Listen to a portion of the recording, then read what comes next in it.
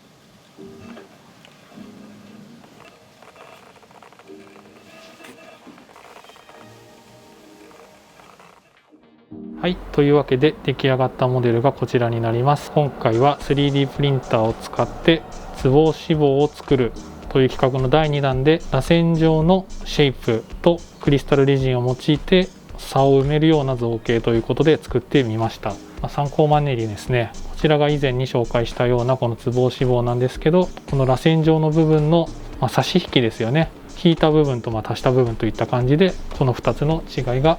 あります。というわけで、よかったら何かの参考にしてみてください。今回は 3D プリンターを使って螺旋状のツボ押し棒を作るという企画をお送りさせていただきました。今回の動画は以上になります。最後までご視聴いただきましてありがとうございました。また次回の動画でお会いしましょう。